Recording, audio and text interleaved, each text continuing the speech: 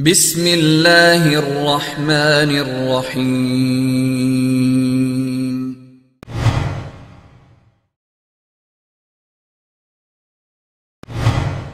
A'udzubillahi minasyaitonirrajim. Bismillahirrahmanirrahim. Uhayyikum bitahiyyatil Islam, tahiyyah ahlul jannah. Assalamualaikum warahmatullahi wabarakatuh. Alhamdulillah, segala puji bagi Allah Subhanahu wa taala yang pada hari ini ngasih kita banyak kesempatan, ngasih kita waktu, ngasih kita hidup ya, ngasih kita nafas, ngasih kita dan banyak nikmat-nikmat lainnya.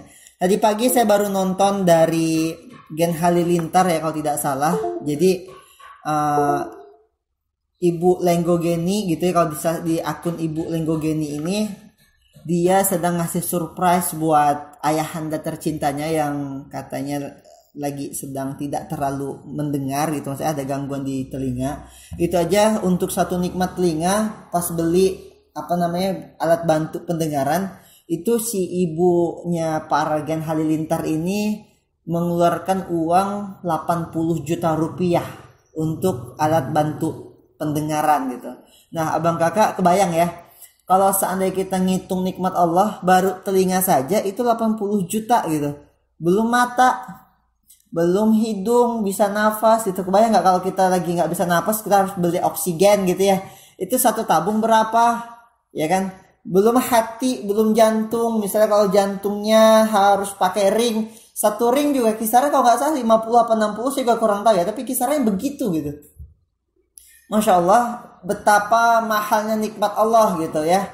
Kemarin kita ketemu di Pontianak dengan Profesor Dr. Dahlan Iskan. Ya dia sudah cangkok hati juga ya, ganti hati itu. Itu juga berapa juta gitu loh kalau kita pikirin. Nah, nikmat yang ada ya kita syukuri lah ya. Kita syukuri dengan menjaganya sebaik mungkin gitu ya. Olahraga, makan yang baik. Nah, abang kakak jadi jangan lupa untuk bersyukur di hari ini. Sip. Dan tidak lupa juga salawat dan salam semoga selalu terlimpah. Masya Allah ya, belibet jadi ngomongnya, saking luar biasanya sosok yang akan kita bicara ini ya, terlimpah curahkan begitu maksudnya ya kepada Habibana wa Nabiyana Muhammad SAW. Baiklah, ketemu lagi di channel Muda Learning Center. Para pembelajar abang kakak yang punya semangat untuk belajar, saya ingin ngebahas sedikit tentang 6 syarat mutlak ya untuk kita meraih ilmu. Dalam kita sedang proses menuntut ilmu itu ada 6 syarat mutlak dan ini sangat masyhur sekali ya. Nah, kebetulan saya juga lagi depan laptop ini, saya lagi buka www.darunnajah.co. Ini kenapa ini ya? 6 syarat mutlak dalam menuntut ilmu. Yang saya tahu ini adalah perkataan dari Imam Asy-Syafi'i. Tapi di sini dikatakan bahwa ini perkataan dari Sayyidina Ali bin Abi Thalib radhiyallahu anhu. Jadi baik itu siapapun yang mengatakannya, tapi kalimatnya memang ada beberapa konteks yang berbeda ya, tapi kurang lebih lan tanalul ilma illa bisittatin. Kita tidak akan bisa meraih ilmu illa bisittatin kecuali dengan 6 syarat ya. Sa'umbika an tafsiliha bibayanin, maka aku akan menjelaskannya. Awalan, yang pertama adalah zakaun wahirsun wajtihadun, atau ada yang bilang wasobrun gitu ya, wadirhamun wasuhbatil ustazi watuluz zaman. Jadi 6 hal inilah yang akan menjadi hiasan atau hiasannya seorang penuntut ilmu gitu. Jadi penuntut ilmu kalau dia tidak punya 6 hal ini maka dia susah untuk dapatin ilmu ya. Penuntut ilmu kalau dia tidak punya 6 syarat ini ya gimana ya, nggak akan dapat gitu, atau dapatnya mungkin nggak full gitu ya. Nah, kita akan bahas sedikit demi sedikit ya. Semoga buat abang kakak yang sedang semangat ini belajar, 6 hal ini menjadi, atau video kali ini menjadi satu video untuk pegangan di awal gitu loh ya. Di awal, karena hari ini belajar itu sangat mudah sekali. kita bisa buka YouTube, kita bisa buka Google, kita bisa tanya teman-teman di WhatsApp gitu ya. Yang dimana pada masa itu tidak ada. Ya, di tahun-tahun yang sebelumnya itu tidak pernah ada, belum pernah ada gitu.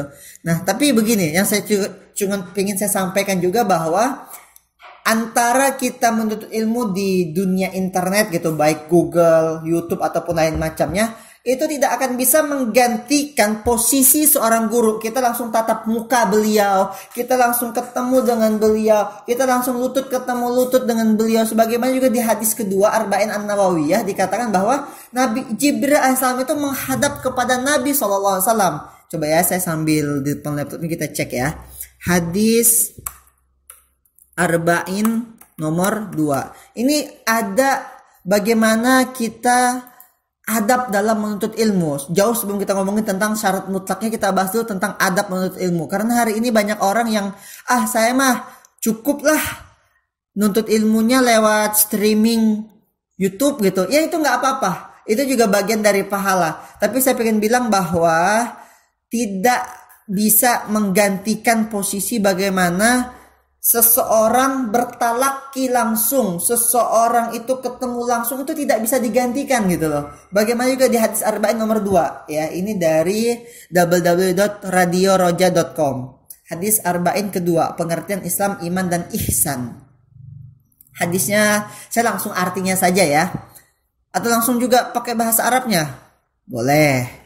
Bainama nahnu julusun inda Rasulillahi sallallahu alaihi wasallam zata yaumin ittala'a alaina rajulun syadidu bayadis thiyab syadidu sawadis sya'r la yura alaihi atharus safar wa la ya'rifuhu minna ahadun.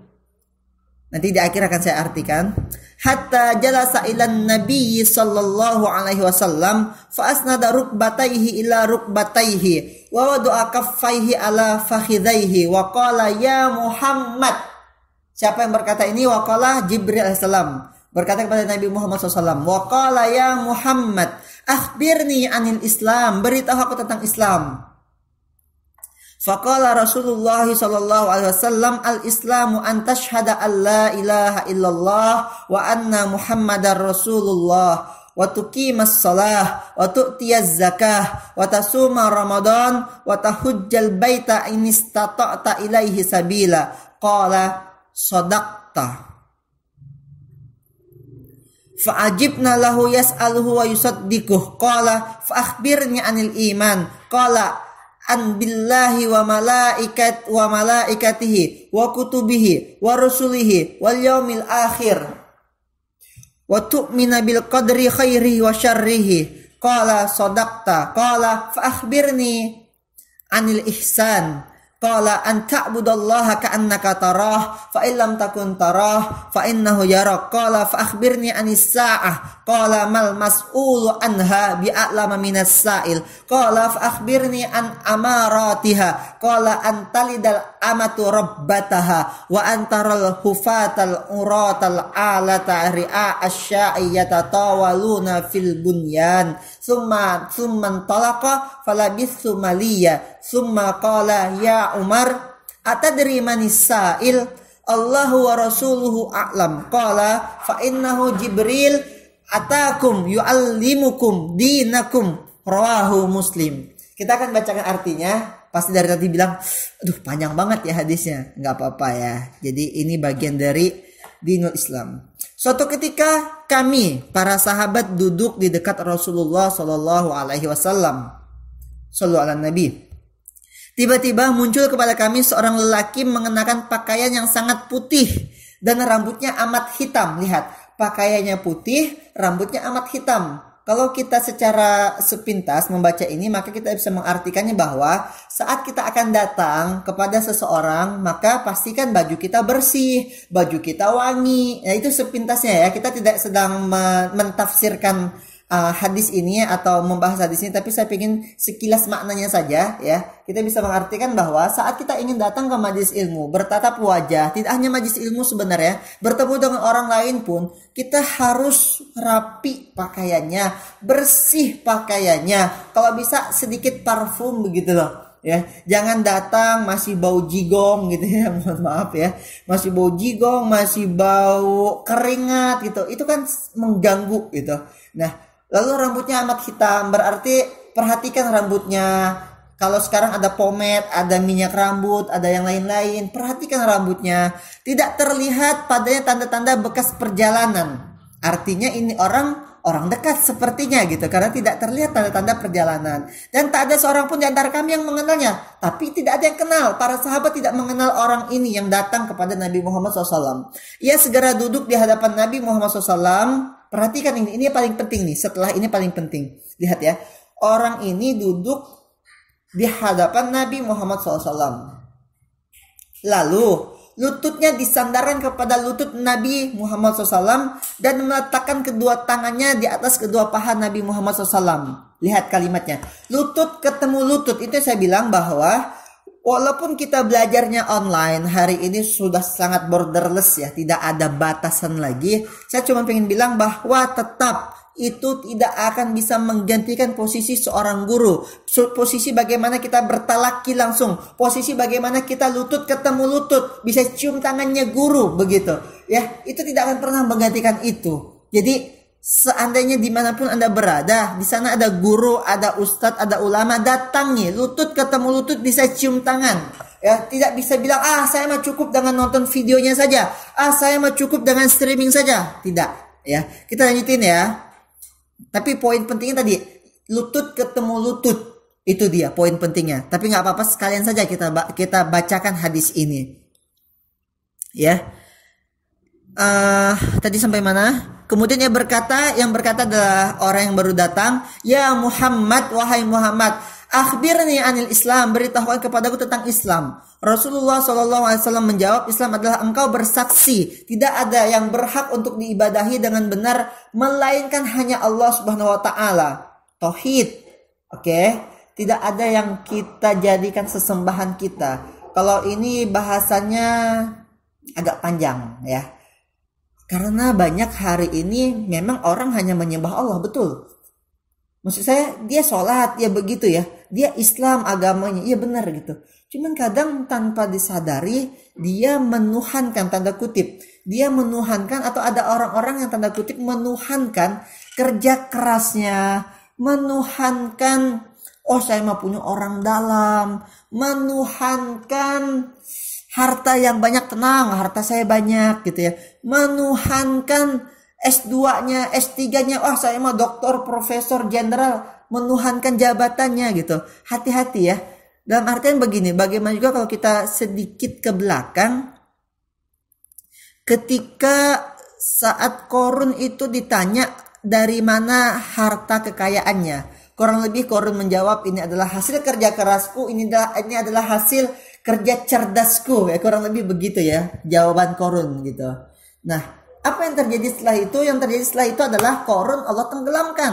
Abang kakak, ini saya merenung juga gitu, merenung tentang kenapa saya melihat gitu ya. Mungkin juga abang kakak juga melihat gitu. Ada orang yang dia banting tulang, peras keringat, berdarah-darah gitu ya.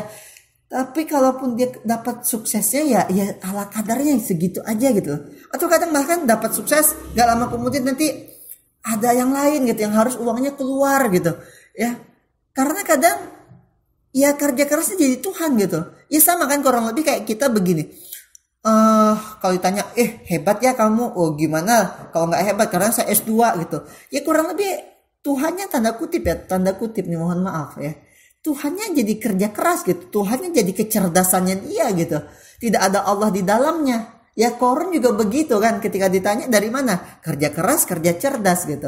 Saya tidak sedang bilang bahwa salah, enggak. Ya memang kita tetap harus bekerja dengan keras, dengan cerdas, dengan ikhlas, dengan tuntas. Ya benar gitu.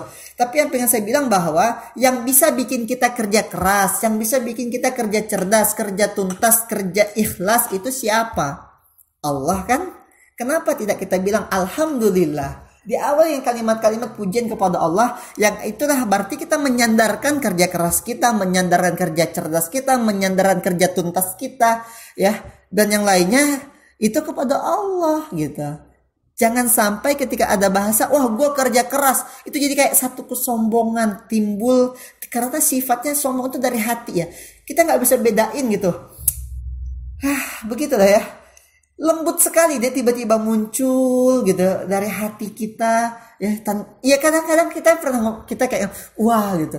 Kita kayak ingin memotivasi orang, tapi ada sedikit dalam hati kita rasa kesombongan. Hati-hati abang kakak ya. Jadi sandarkanlah semuanya kepada Allah. Baik yang itu adalah sebuah anugerah atau itu adalah sebuah musibah, semuanya berasal dari Allah ya. Nah, makanya jangan pernah lupakan alhamdulillah, subhanallahnya, masya Allahnya. Dari awal hanya Allah, selalu hanya Allah. Kembali lagi kepada Allah ya. Jadi panjang ya pembahasannya ya. Oke, lanjut. Islam adalah engkau bersaksi tidak ada yang berhak diibadahi dengan benar melainkan Allah, dan sesungguhnya Muhammad adalah Rasul Allah. Menegakkan sholat, jangan lupa sholat ya. Sejelek apapun pribadi kitanya masih berzina, wa na'udzubillah min zalik, misalnya sholatlah. Kitanya masih gak bisa baca Quran, sholatlah. Kitanya masih suka minum khamar, sholatlah. Kitanya masih mencuri, sholatlah. Kitanya masih menzolimi saudara, sholatlah. Kitanya masih berjudi, sholatlah. Ya, jadi apapun posisinya di hari ini kita sholatlah. Ya, seperti guru kita juga bilang begitu, Ustaz Dr. Haikal Hasan begitu dia bilang, sholatlah. Ya, nanti juga akan muncul hidayah Allah. Tetap sholat, jangan sampai ya juga begini untuk orang-orang yang diamanahi untuk mengurus masjid misalnya, jangan pernah memarginalkan, jangan pernah memandang remeh orang-orang yang dulunya mungkin pernah diketahui melakukan kemaksiatan gitu. Begitu dia pengen masuk ke masjid juga jangan pernah dihalang-halangi. Ini juga bagian dari masalah yang lain gitu. Ada orang yang dulunya kita tahu maksiatnya seperti apa, kemudian begitu dia pengen masuk masjid dibilangnya gak mau aku sholat samping dia begini. Auzubillah, nauzubillah min zalik abang kakak, masyaallah muslimin rahimani wa rahimakumullah. Ini juga bagian dari permasalahan selanjutnya. Ketika ada orang yang pengen masuk masjid terus dihalang-halangi dengan obrolan-obrolan tidak positif misalnya. Ya bagaimana orang pengen dekat sama masjid gitu, yang mana masjid adalah rumahnya Allah gitu. Karena kita pun menghalang-halanginya mereka gitu loh ya. Sama anak kecil masuk ke masjid, anak kecilnya dimarahin, jadinya mereka trauma. Ya jadilah masjid yang ramah kepada siapapun. Jadilah masjid atau pengurus masjid yang ramah kepada anak kecil. Anak kecil sedang tertawa-tawa, mereka senang di masjid. Kenapa kita orang dewasa lalu mengganggu kesenangan mereka sehingga bisa bikin mereka trauma tentang masjid? Wah ini udah jauh pembahasannya ya, tadi ngomongin syarat mutlak. Gak apa-apa deh sekalian ya. Karena kadang ini juga bagian dari permasalahannya. Orang pengen sholatnya pengen di masjid. Pas masuk ke masjid ditolak. Atau saya juga pernah, ini saya pribadi ya, pengalaman saya pribadi. Gak apa-apa, sekalian curcol aja udah sekalian. Jadi saya lagi sholat di salah satu masjid. Teman-temannya di sana ya masya Allah lah ya, pada jenggotan gitu ya. Saya juga ada jenggot dikit sih ya, jenggotan ya, dan masya Allah mereka orang-orang yang soleh gitu ya. Tapi kebetulan di hari itu saya sedang traveling ceritanya. Artinya saya sedang keluar dan saya tidak sedang pakai baju yang bagus untuk sholat gitu. Saya pakai kaos, saya pakai celana jogger. Lalu pas saya mau sholat itu di belakang imam persis. Karena saya tahu bahwa laki-laki sop paling bagus untuk dia adalah sop paling pertama gitu ya. Nah, lalu saya berada pas di belakang imam. Apa yang terjadi abang kakak? Masya Allah, itu imam udah sawu sufufakum fa inna tasfiyatas sufufi min tamamis shalah begitu ya. Udah akan Allahu Akbar sebentar lagi begitu ya. Oke, lanjut ke cerita tadi. Jadi pas udah akan sebentar lagi Allahu Akbar begitu, lalu ada seorang bapak-bapak di samping saya yang umurnya mungkin di atas 40-an begitu. Itu nyolek saya gitu, dicolek. Dia kayak ngomong kayak seakan-akan saya nggak pantas untuk berada di belakang saf imam, ya. Dan saya nggak mau pindah awalnya gitu. Ya, apa salah saya gitu ya? Maksudnya saya suci dalam beradab suci begitu loh, ya. Kebetulannya memang bajunya lagi memang kita lagi di luar ya, bajunya memang lagi pakai baju kaos, tapi kan itu juga bukan bagian dari halangan untuk kita sholat di depan begitu loh, kan berlomba-lomba duluan aja ke depan mah gitu kan. Nah akhirnya apa, saya ditarik lalu dipaksanya untuk pindah. Abang kakak, masya Allah, itu kayak bikin apaan sih gitu loh, dipindahin gitu posisi sayanya. Nah saya saja yang bisa dibilang yang juga nggak dewasa banget sih ya, tapi dalam posisi umurnya dewasa gitu, itu aja ngerasa kayak apaan sih gitu, kayak bikin aduh males banget sholat di masjid ini gitu. Aduh kayak gue jijik banget gitu kayaknya, nggak boleh sholat di depan di pas di belakang imam. Nah maksud saya gini, untuk orang dewasa aja bisa masih ngerasain hal itu gitu, masih tersinggung lah. Ini gimana anak kecil baru aja mau sholat, nih kejadian di masjid di sini dekat saya gitu. Ramadan tahun kemarin banyak anak kecil sholat taraweh gitu ya.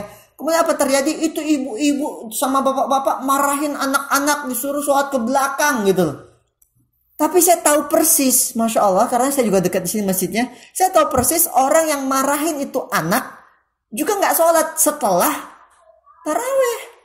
Tapi traumatis kepada anak-anak yang dimarahin di hari itu tetap masih membekas. Benar nggak? Masya Allah. Jadi jangan salahkan akhirnya banyak anak-anak yang tidak ke masjid karena belum apa-apa mereka sudah berpikiran bahwa masjid tanda kutip seram. Tanda kutip lagi, masjid itu galak gitu. Masjid itu tidak menyenangkan buat anak-anak. Kenapa kita tidak jadi para pengurus DKM? Mohon maaf ya, karena ayah saya pun seorang pengurus DKM juga. Ya, maksud saya apa ya? Jadilah masjid yang ramah gitu loh. Agar orang ini baik dia merasa, karena juga saya pernah ketemu dengan orang yang, bro yuk sholat. Nggak mau, gue malu. Masih ada tato loh. Kalau mereka nggak takut ke masjid, lalu bagaimana mereka bisa mengenal Allah? Lalu juga DKM-nya juga misalnya, walaupun sekarang saya rasa juga, yuklah kita belajar sama-sama begitu ya. Lanjut, menunaikan zakat, berpuasa di bulan Ramadan, sebentar lagi bulan Ramadan. Allahumma balighna Ramadan, Allahumma balighna Ramadan, Allahumma balighna Ramadan. Ya Allah, sampaikan usia kami pada Ramadan tahun ini ya. Yang belum berhaji silakan, yuk kita pergi haji sama-sama, kita berdoa sama-sama ya. Jika engkau telah mampu melakukannya. Lelaki itu berkata, engkau benar. Maka kami heran. Ia yang bertanya, ia pula yang membenarkannya. Kemudian ia bertanya lagi, beritahukan kepadaku tentang iman. Nabi menjawab, iman adalah engkau beriman kepada Allah, malaikatnya, kitab-kitabnya, para rasulnya, hari akhir, dan beriman kepada takdir Allah yang baik dan yang buruk. Ia berkata, engkau benar. Nabi bertanya lagi, beritahukan kepadaku tentang ihsan. Nabi menjawab, hendaklah engkau beribadah kepada Allah seakan engkau melihatnya. Kalaupun engkau tidak melihatnya, sesungguhnya dia melihatmu. Lelaki itu berkata lagi, beritahukan kepadaku kapan kiamat. Ya. Lalu yang ditanya tidak lebih tahu daripada yang bertanya. Dia pun bertanya lagi, beritahukan kepada tentang tanda-tandanya. Tanda dari kiamat adalah seorang budak wanita telah melahirkan tuannya. Jika engkau melihat orang yang bertelanjang kaki tanpa memakai baju, miskin papa serta pengembala kambing telah saling berlomba dalam mendirikan bangunan megah yang menjulang tinggi. Dan ini sudah kejadian. Kalau ini ceritanya adalah orang-orang di Arab sana. Dubai hari ini tinggi-tinggi gedungnya, di Mekah, Madinah juga begitu ya, Masya Allah. Udah akhir zaman kita. Yang jomblo cepat menikah, Dajjal bentar lagi turun ini ya. Kemudian lelaki tersebut segera pergi, aku pun terdiam. Sehingga Nabi Muhammad SAW bertanya kepadaku, wahai Umar. Oh, berarti yang meriwayatkan ini adalah Umar. Hadis ini dari Umar. Wahai Umar, tahukah engkau siapa yang bertanya tadi? Umar menjawab, Allah dan Rasulnya lebih mengetahui. Beliau bersabda, dia adalah Jibril yang mengajarkan kalian tentang agama kalian.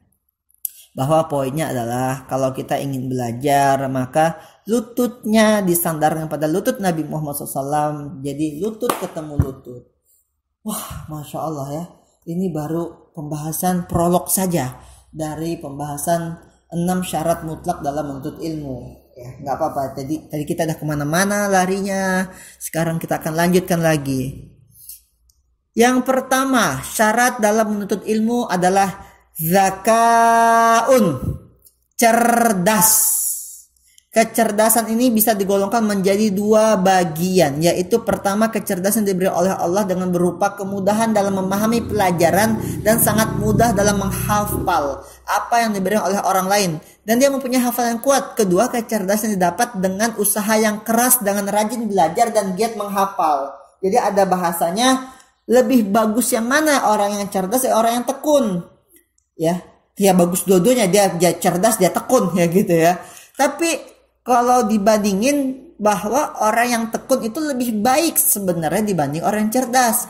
Karena dengan ketekunannya mereka bisa mengalahkan orang yang cerdas ketika orang cerdas tidak mau tekun dalam belajar. Paham ya poinnya ya? Jadi ada yang memang lahirnya udah cerdas gitu, tapi ada yang kayak Ibnu Hajar Al-Asqalani. Saya pernah mendengar bahwa Ibnu Hajar Al-Asqalani ini dia itu sangat susah sekali dalam menghafalnya. Maka suatu ketika atau fima makna, maksudnya saya kurang ingat nih siapa nih gurunya gitu ya, siapa orangnya ini. Tapi kalau tidak salah Imam Ibnu Hajar Al-Asqalani kalau tidak salah ya. Nah, suatu ketika dia pulang dari rumah gurunya, lalu dia melihat batu yang ditetesin air, yang mana batu itu lama kelamaan akhirnya menjadi cekungan gitu. Lalu dia berkata bahwa hatiku tidak sekeras batu ini, dan masya Allah dia sangat giat sekali, dia sangat tekun sekali untuk belajar, sehingga Imam Ibnu Hajar Al-Asqalani menghafal ratusan ribu hadis, menulis banyak kitab, masya Allah ya. Yang kedua, zakaun inilah kecerdasan. Yang kedua adalah wahirsun. Hirsun itu artinya tamak akan ilmu ya. Ketamakan dalam ilmu ini artinya ketidakpuasan untuk terus belajar, ketidakpuasan untuk terus bertanya. Semakin banyak dia belajar, maka dia semakin merasa bodoh, tidak bosan dalam mencari ilmu gitu ya. Jadi kalau kata hari ini yang sangat terkenal, ada Steve Jobs bilang, stay hungry, stay foolish ya. Tamak akan ilmu itu boleh gitu ya. Yang ketiga, sabar. Dalam menuntut ilmu dibutuhkan kesabaran. Sabar dalam belajar, sabar dalam diuji, sabar dalam segala hal yang kita alami dalam proses menuntut ilmu. Hidup ini adalah ujian pasti dari Allah. Dan kita sabar dalam apapun. Karena menuntut ilmu itu ya butuh sabar. Ya, dia harus kerja keras, dia tamak, dia sabar. Dan yang keempat, wadirhamun, pengorbanan materi. Ini masya Allah, para mental yang gratisan, bertobatlah ya. Dikasih gratis dianggapnya murahan, dikasih berbayar dibilangnya ilmu Allah jangan dijual. Kalau ada pengajian yang dekat dibilangnya sibuk. Kalau ada pengajian jauh bilangnya aduh jauh ya, kapan nih dekat sini. Kalau ada pengajian di siang hari dibilang siang hari lagi sibuk, lagi kondangan. Kalau ada pengajian malam hari family time. Jadi kapan bisanya belajar?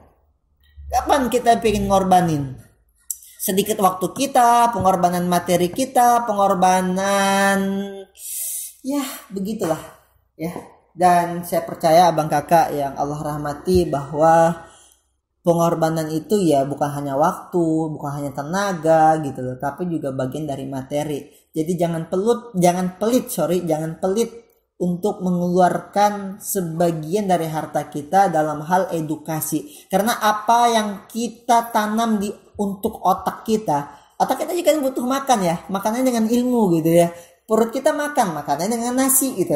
Nah, kalau kita cuma ngasih makanan untuk perut doang, lupa ngasih makan kepada otak, nanti kita susah tuh. Ya, karena kata Imam Syafi'i, orang yang tidak mau menderita, tanda kutip begitulah ya, dalam belajar, maka dia akan menderita nanti di masa depannya dengan kebodohannya. Begitu. susah nanti hidupnya, nggak mau berkorban, nggak mau ngulangin waktu, nggak mau ngisi otak gitu, otaknya kosong gitu loh, ngomongnya juga kayak ya susah gitu ya, baca buku nggak mau, cari teman yang baik nggak mau, pokoknya nggak mau pengorbanan, maunya sukses gitu. Ya sama lah orang kayak dia pengen masuk surga, tapi kelakuannya nggak sesuai gitu, susah juga ya. Yang kelima, wasuhbatil ustad, bergaul dengan guru. Karena guru adalah sumber ilmu. Untuk kita pepatah, jika kita bergaul dengan penjual minyak wangi, maka kita akan tertular wanginya. Jika kita bergaul dengan pandai besi, maka kita akan tertular bau besinya. Maka dari itu kita bergaul dengan guru, maka akan mendapatkan ilmunya. Jadi, Masya Allah, sama. Hari ini kita juga melihat ada fenomena-fenomena di mana guru, bahkan ada yang meninggal kemarin. Ada guru yang dipukul. Ada guru yang ditantang kelahi di saat guru tersebut mengingatkan untuk tidak boleh merokok. Masya Allah. Saya nggak tahu apa yang terjadi ya. Tapi guru dimusuhi. Kalau guru ngingetin kepada kebaikan, ngejewer dikit dilaporin ke polisi. Masya Allah. Udah makin luar biasa hari ini ya Bang Kakak ya.